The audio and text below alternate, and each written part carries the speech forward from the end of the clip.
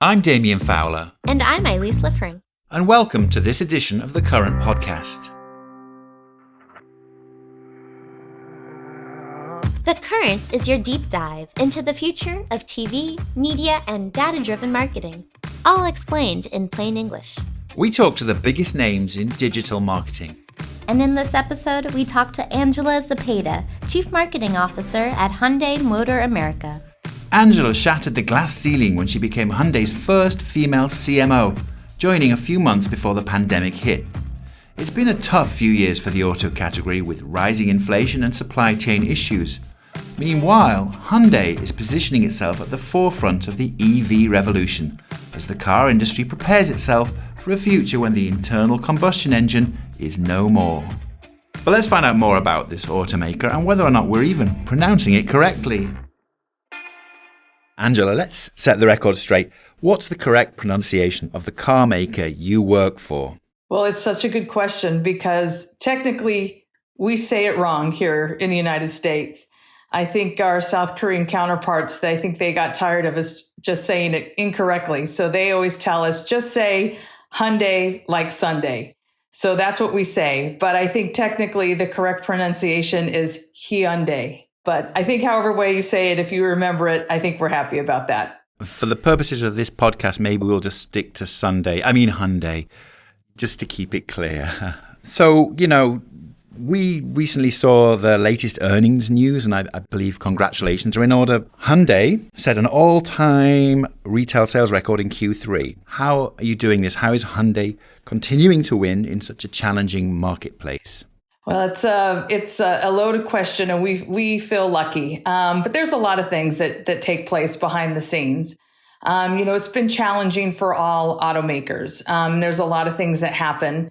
And, chip shortages and inventory, while those are not good things for consumers, right? If you want a car, for an automaker like Hyundai, I think we just were able to do things really well with our logistics, being able to get cars to our dealerships, and we had really great products. And so consumers were really wanting to lean in and find those products, and we were able to get them to our dealerships, and we were able to do that just a little bit better than our competitors.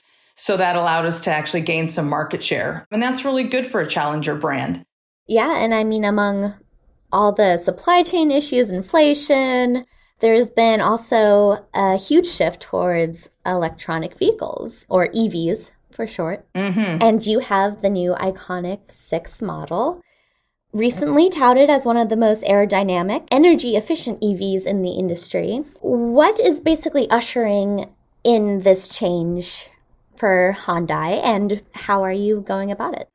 Well, again, there's a lot of things that are at play. For the first time, consumers are finally leaning into electrification.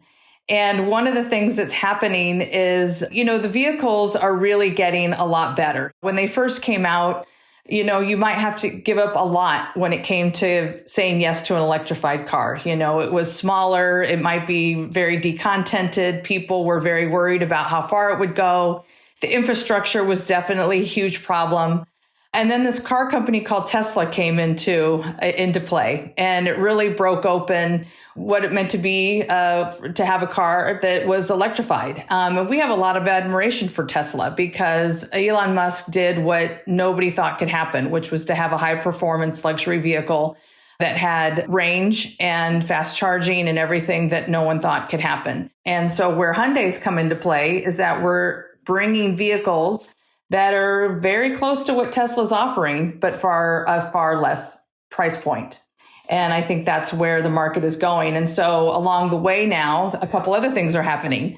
Gas prices are going up, and that's putting a big pinch in people's wallets. Infrastructure is getting better, where people can have more choices how to charge, and you can also do it at your home. And now you could also have portable charging. And all kinds of things are culminating, not also to mention regulation that's coming from the government that's really pressing to bring more EVs to the market by certain points in time in the next couple of years. So I think all of that is why we're seeing this big swell of EV choices from all OEMs, including Hyundai. So it's only going to become more and more prevalent as the years goes on. Oh, you mentioned some of these deadlines that governments are setting. Is the kind of concept and marketing of EVs ahead of where we are, or ahead of where, maybe the United States is or the EU is in terms of, the infrastructure and whether we can actually deliver, the end of the internal combustion engine by 2035 as the EU would want us to have it? I think that's a really good question. I think the infrastructure is a really important part to delivering on what the regulations want us to deliver. It is a very aggressive goal. That's a lot of cars to deliver. And there's still a lot of hesitation from a lot of consumers. If you look at who's buying electric cars where, it really is the coast, right? The West Coast and the East Coast. But the middle of the country hasn't adopted it quite yet. And that's going to be a huge part of the equation eventually.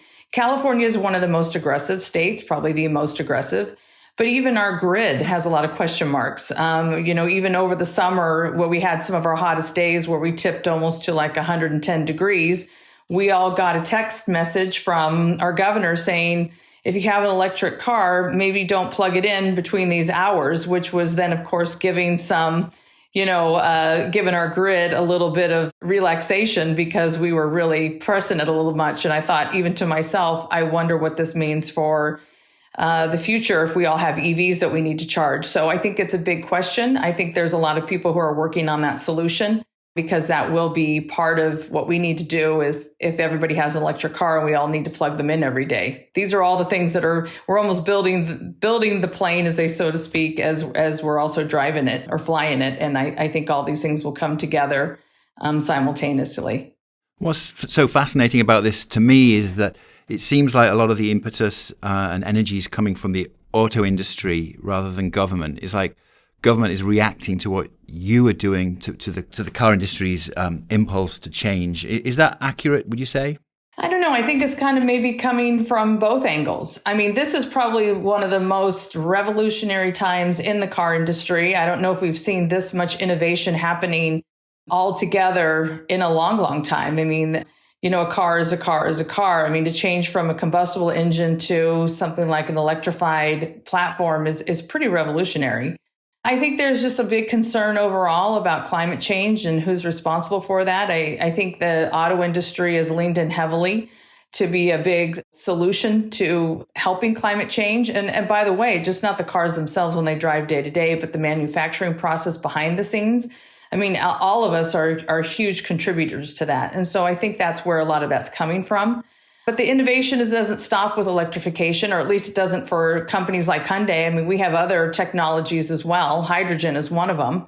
Who knows what's next? But I think the innovation will escalate. Do you still have a ways to go, though, to convince consumers who are maybe skeptical about adopting an EV? Sure. What's the sort of plan there? How do you push that? Absolutely. I mean, there's lots of hesitation. And so this is one of the things we were talking about probably about 2 years ago, because Hyundai really had the largest number of alt-fuel vehicles than any other brand, but nobody knew it. And, sort of our fault because we weren't advertising it.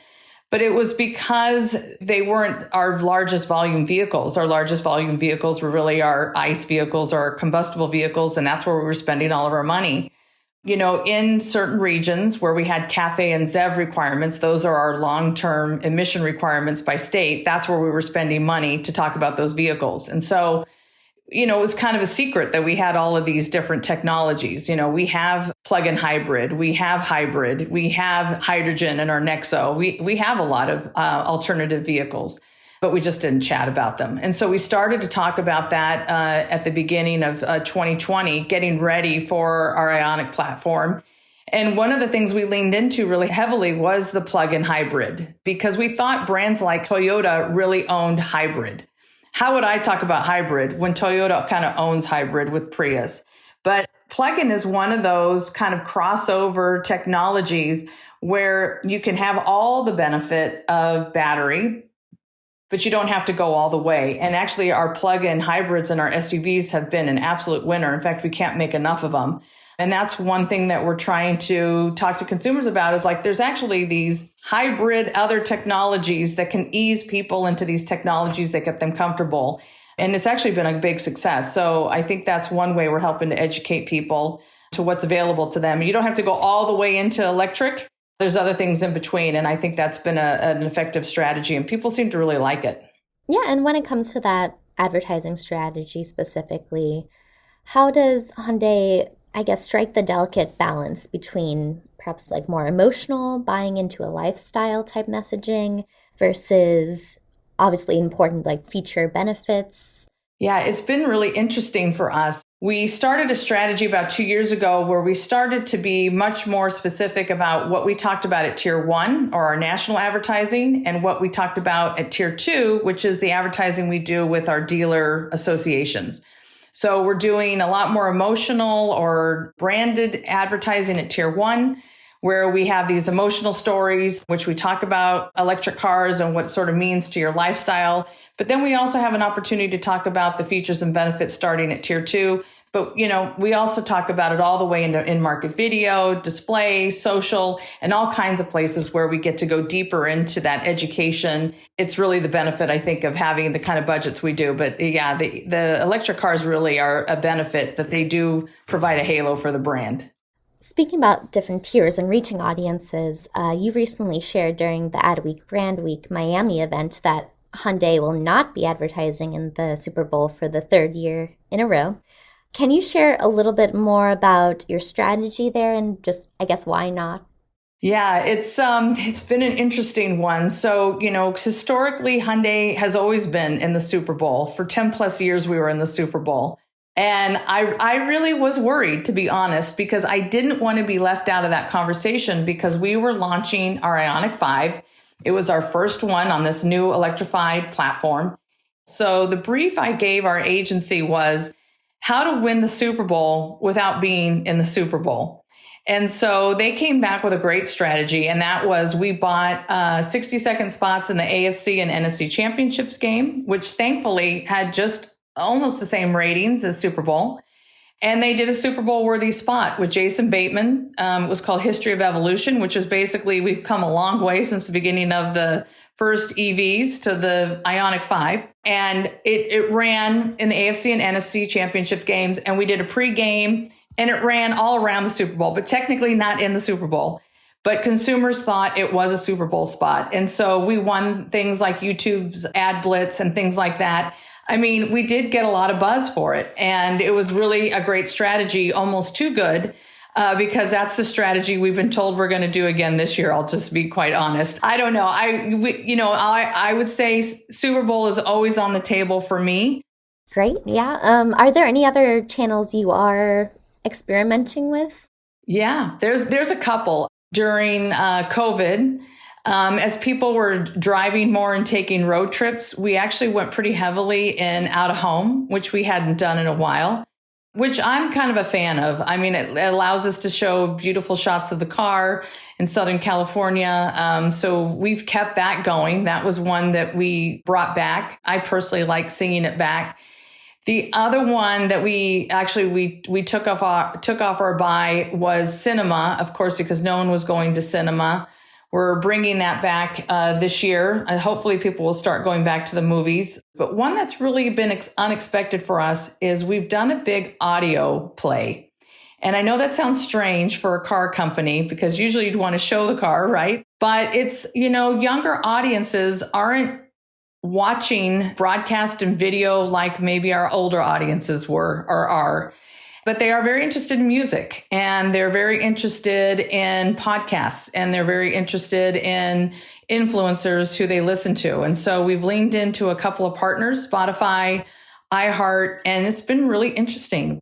And it isn't always just audio. Sometimes we're doing on-site activations, like we just did a big activation with iHeart Music Festival in Vegas. We had a big activation on site.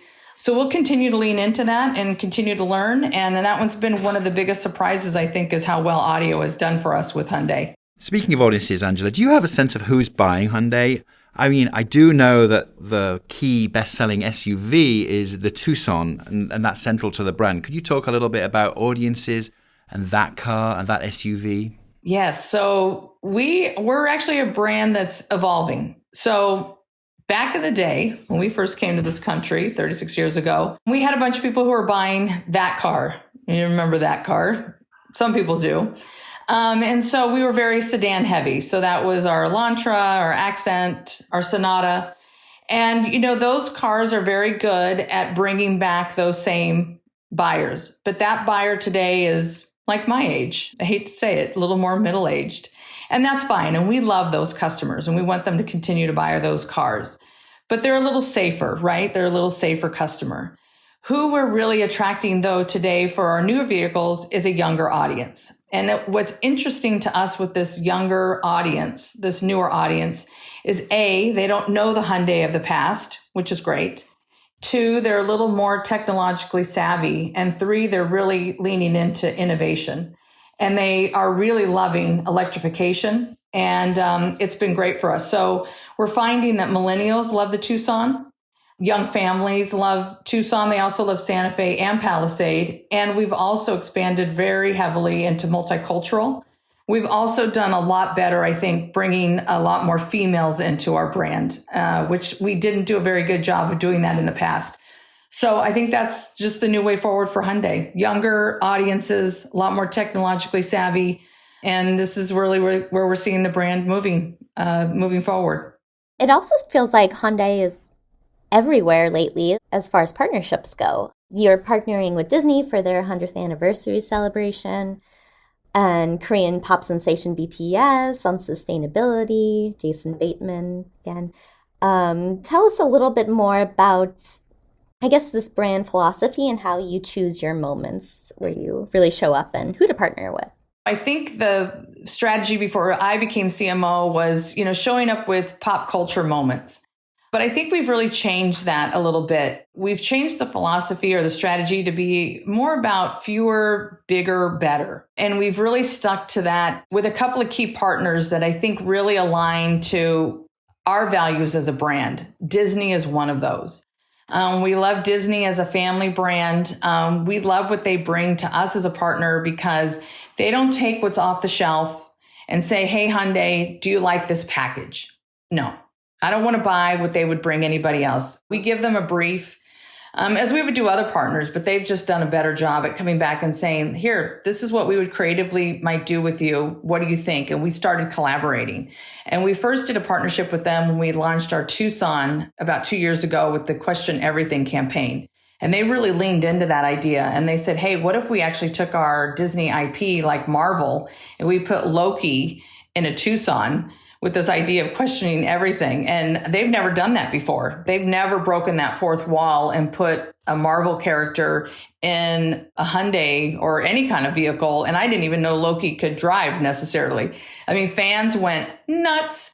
And so we love that. And so Disney's one of our partners that we would always continue to work with. And so that's how we ended up doing the D100 with them and being their auto exclusive partner. You've clearly got a very strong vision for where the brand is going.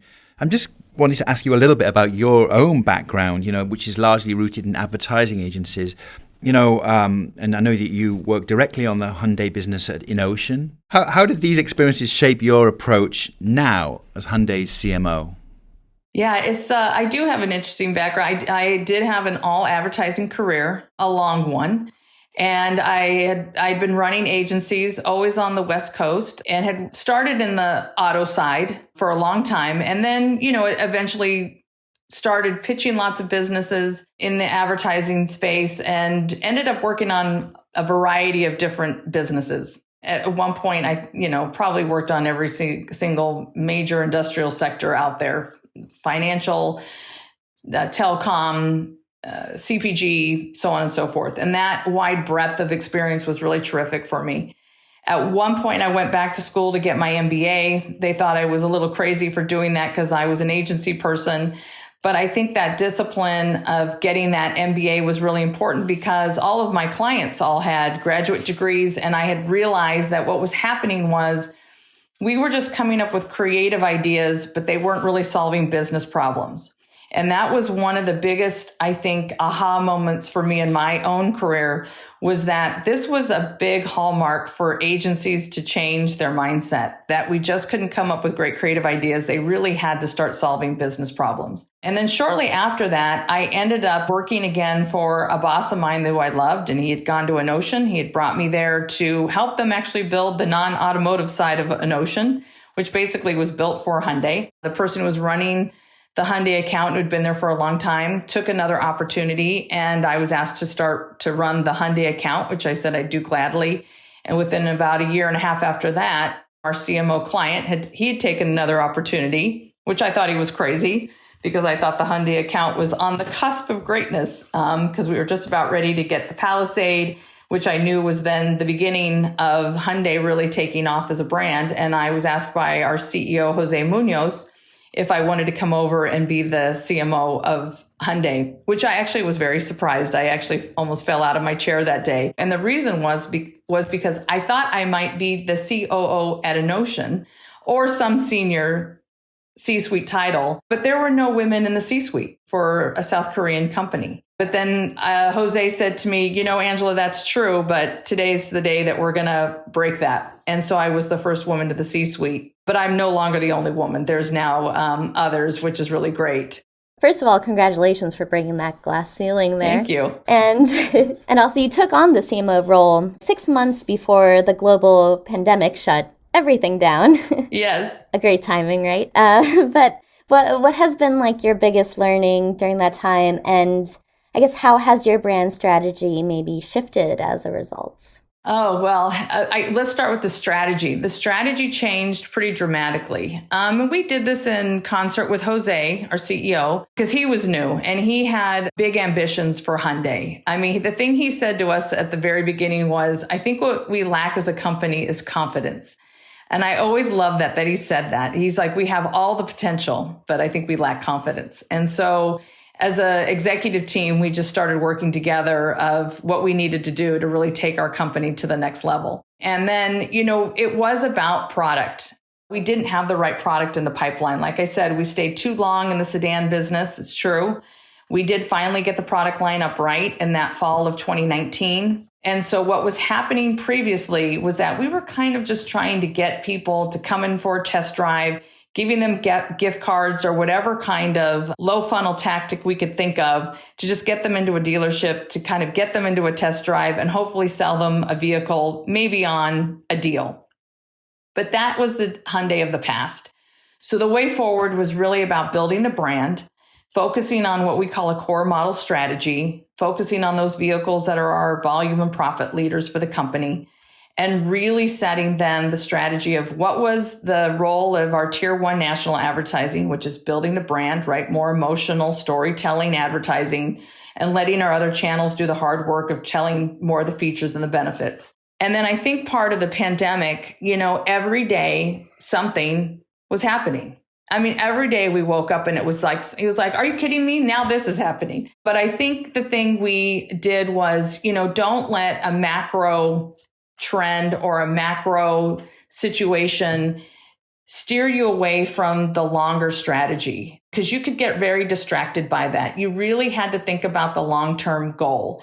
Yeah, we made decisions, to sort of react to the market. We did change our advertising. We did do things to react to COVID, but there was always the long-term goal. We have two phrases in Korean, pali pali and miri miri. And that one is the long-term strategy and then the short-term day-to-day things that we change. And we use those interchangeably a lot. And I think that's one of the things that kept our success was that we always had our eye on the long-term strategy and we didn't get too distracted about some of these macro trends that were constantly happening. And I think that's been kind of our winning success. You really have to keep your eye on what you're really trying to achieve. And for us, is to get to 1 million cars sold in the US, but it's a big, lofty goal. And we hope to do it next year, which is 2 years ahead of our original goal. So, that's the kind of company we are now under Jose's leadership. He is amazing. And so those are the things we're focused on.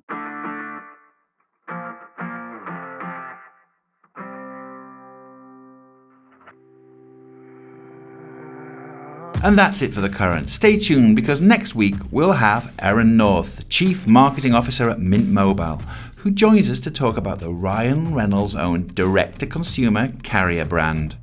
If you can create an ecosystem where it's safe to fail and people aren't worried, the creativity it oozes, right? And that's sort of like one of our secret sauces. The Current is produced by Wonder Media Network. Our theme is by Love and Caliber. The Trade Desk team includes Cassie Crosby, Yvonne Sikic, and Kat Fessy. And remember, I mean, this is probably one of the most revolutionary times in the car industry. I don't know if we've seen this much innovation happening in a long, long time. I'm Elise. and I'm Damien. And we'll see you next time.